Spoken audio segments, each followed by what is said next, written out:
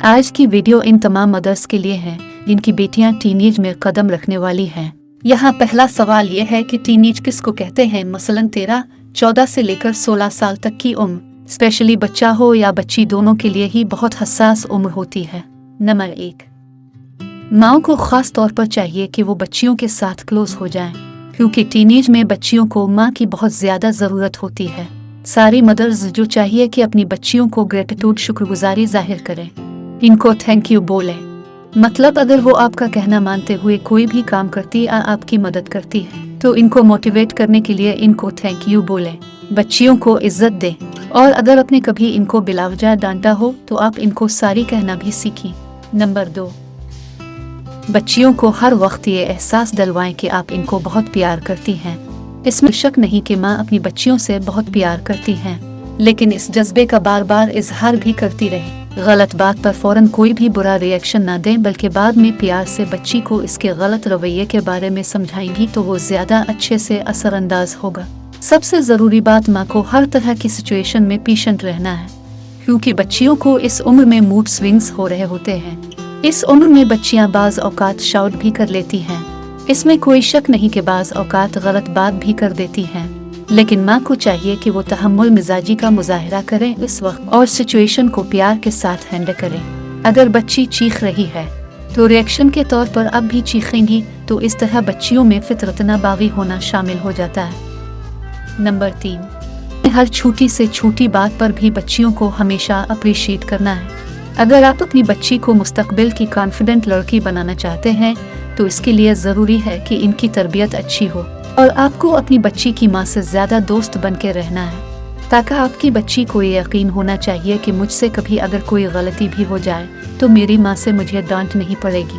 अब से मैं दोबारा कहूँगी कि अपने सब्र और तहम्मुल के साथ बच्चियों को समझाना है, क्योंकि इस उम्र में प्यार ज़्यादा जल्दी असर करता है। तो चलिए मैं आपको बताती हूँ कि अगर आपकी बच्ची टीनेज में होने वाली है या अभी हुई ही है तो आप कौन सी चीज़ों और ज़रूरियात का ख्याल रखना है।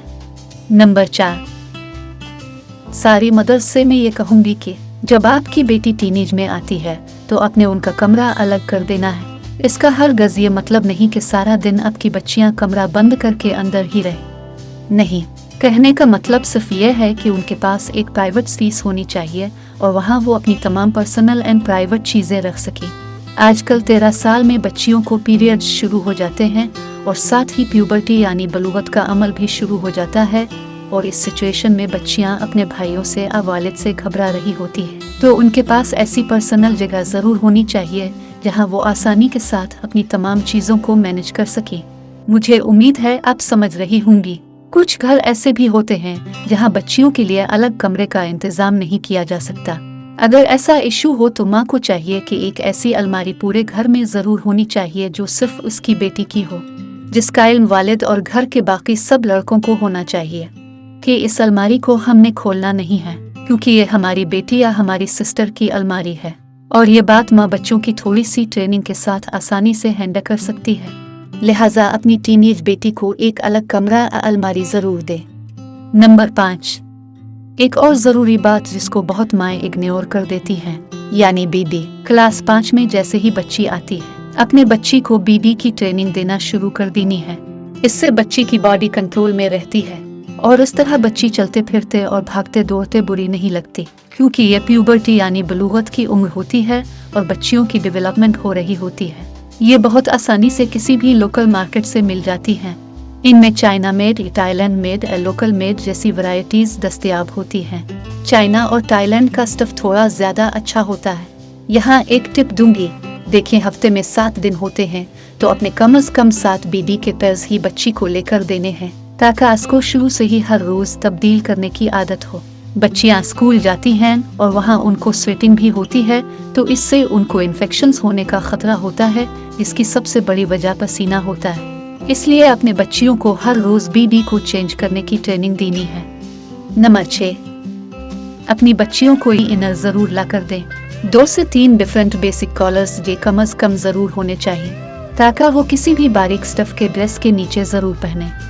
नंबर 7, बच्चियां जैसे ही टीनेज में आती हैं अपने उनका फॉर्मल वेयर और कैजुअल वेयर अलग कर देना है और बच्चियों को भी समझा देना है कि ये उनके घर में पहनने वाले कपड़े हैं और वो वाले उनके कहीं बाहर जाते हुए इस्तेमाल के कपड़े हैं। बच्चियों के कपड़े प्रेस करके या किसी हेल्पर से प्रेस करवा कर अलमारी में हैंग करवा दिया करें और साथ साथ बच्चियों को भी इसकी ट्रेनिंग देती रहे ताकि उनको शुरू से ही हर चीज़ को किस तरह से इस्तेमाल करना है और किस तरह मैनेज करना है की आदत होती रहे। नंबर 8, बच्चियां टीनेज में आती हैं तो जाहिर है उनकी उम्र इतनी बड़ी भी नहीं होती कि वो बड़े बड़े दुपट्टे एकदम से ले सके, इसलिए इनके लिए बेसिक कुछ रंगों के स्टॉलर्स ले ले ताकि वो कहीं भी जाते हुए उनका इस्तेमाल आसानी के साथ कर सके।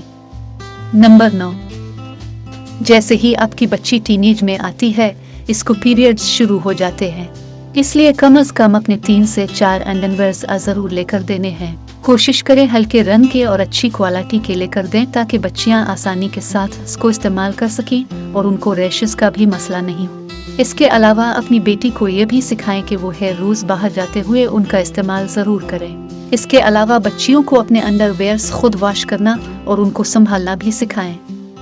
नंबर 10, तमाम माओं ने घर में पहले ही पैड्स का स्टॉक रखना है। अक्सर माएँ पीरियड्स आने पर बच्चियों को सिर्फ एक ही पैकेट लाकर देती हैं कि इसी में वो मैनेज करें। नहीं, ऐसा नहीं करना आपने। शुरू में बच्चियां सीख रही होती हैं और कभी ना कभी उनसे ज़ाय भी हो जाते हैं। उम्मीद है आप समझ रही होंगी। कभी माँ घर नहीं होती और बच्चियों को अचानक पीरियड्स आ जाने पर किसी किस्म की मुश्किल का सामना नहीं करना पड़ता अगर घर में अपने उनका ऑलरेडी स्टॉक रखा हुआ है तो। नंबर 11, अपने बच्चियों को कम से कम 1 से 2 क्रॉस बॉडी बैग जरूर लेकर देने हैं जिसमें बाहर जाते हुए वो अपनी ज़रूरत की चीज़ें डाल सकें जैसा कि पीरियड्स के दिनों में ज़रूरी अशिया वगैरह। नंबर 12, एक और बहुत इम्पोर्टेंट पॉइंट, बच्चियों की पीरियड डेट हर माँ को पता होती है तो माँ को चाहिए कि एक कलरफुल बैग शॉपर में बच्ची का एक एक्स्ट्रा यूनिफॉर्म और अंडरवेयर और 2 पैड्स जरूर रख दे ताकि बच्ची को अगर स्कूल में ज़रूरत पड़ जाए तो इसको किसी किस्म की परेशानी का सामना नहीं करना पड़े। कलरफुल शॉपर का मकसद ये है कि बच्ची को बाथरूम तक लेकर जाने में कोई परेशानी नहीं हो। नंबर 13, बच्चियों के बैग में कोई सा भी माइल्ड बॉडी मिस्ट या माइल्ड बॉडी स्प्रे ज़रूर रखें। ये किसी भी जगह से आसानी से 600 या 700 तक मैक्सिमम आसानी के साथ मिल जाते हैं। नंबर 14, बच्चियां जैसे ही टीनेज में आती हैं अपने उनका टॉवल अलग कर देना है और घर में भी सबको बता देना है। इसी तरह अपने बच्ची का हेयर ब्रश भी अलग कर देना है। बच्ची को इसकी स्कैल्प टाइप के मुताबिक शैम्पू और कंडीशनर भी ज़रूर मुहैया करें। बच्चियों को उनकी स्किन टाइप के मुताबिक फेस वॉश, मॉइस्चराइज़र और सनब्लॉक भी मुहैया करें। बच्चियों की शुरू में स्किन काफ़ी ज़्यादा सेंसिटिव होती है और उनको एक्ने का भी मसला हो रहा होता है, इसलिए उनको चेहरे पर साबुन हर गज इस्तेमाल नहीं करने दें। अपनी बच्चियों की इंटीमेट का अपने शुरू में खुद ध्यान रखना है और बच्चियों को ट्रेनिंग देनी है क्योंकि शुरू में बच्चियां लर्निंग प्रोसेस में होती हैं और अपने प्राइवेट पार्ट्स का खुद से ज़्यादा ख्याल नहीं रख पाती, इसलिए अपने उनकी मुकम्मल मदद करनी है। बच्चियों को उनकी स्किन टाइप के मुताबिक रिमूविंग क्रीम्स ज़रूर मुहैया करें। मेरी आज की वीडियो तमाम माओं के लिए थी। उम्मीद करती हूँ आपको पसंद आई होगी और आपके लिए फ़ायदेमंद साबित होगी। मज़ीद वीडियोस के लिए मेरे YouTube चैनल को सब्सक्राइब कर दें और बेल बटन को प्रेस कर दें।